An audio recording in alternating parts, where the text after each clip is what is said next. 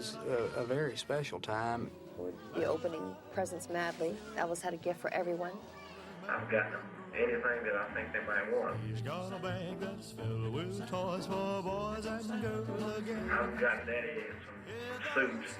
Mother goes to town now and she buys anything she wants, which makes me feel real good. I think when the fame came and the money and everything, that the most important thing to him was that he wanted to take care of his mom and dad first, because they'd had a really hard life. We all had in Tupelo. We bought his mother a pink Cadillac.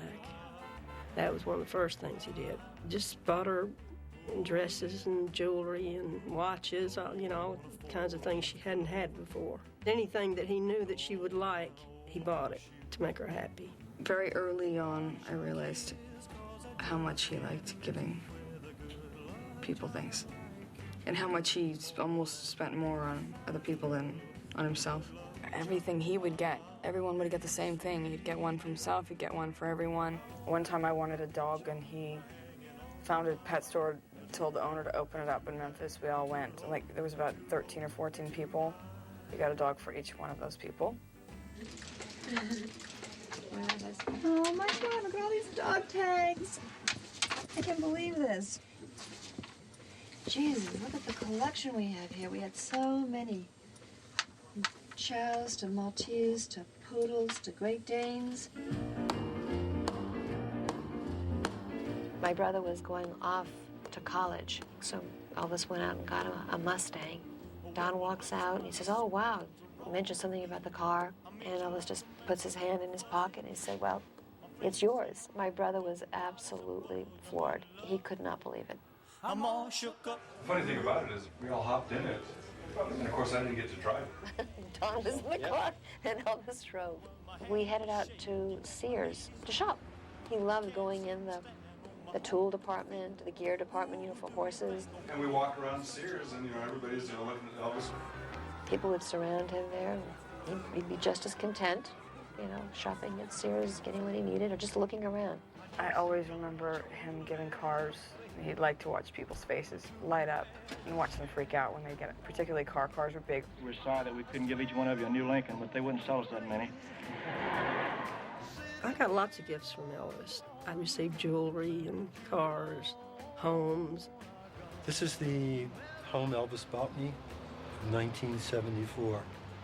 He said, "Jerry, you never had a home. I want to be the one to give it to you. Not many friends buy you a home." So I've been here ever since, and will be here till the end. He loved to watch someone's face, with that surprise by handing the keys or handing a check or a piece of jewelry. I mean, he got great joy out of giving. He said he wanted to give us a gift to help fix up the house. And he says, how will $10,000 be? And I said, "Oh my God, $10,000. Both of us looked at him. What's he doing? So we kept on saying, no, we didn't want to take it, because, that was a shock. Oh, yeah, he wouldn't accept no for an answer. He just wrote out a check. I never saw him not doing something for somebody, ever. That's what he lived for. He said, I don't want to be some old guy that hoarded up millions of dollars. He said, I want to enjoy it. I want to enjoy it, share it with my family, my friends. And, boy, he lived by it. To be honest, Elvis really wasn't materialistic. He could care less about material things. That may be a shock to many people, but he was very, very simple. A very simple man.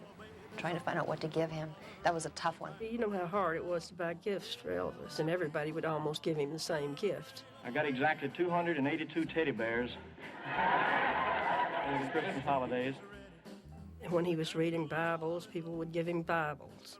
But then the next year, they might buy him guns, and he'd get into the guns. So just whatever we bought, he loved.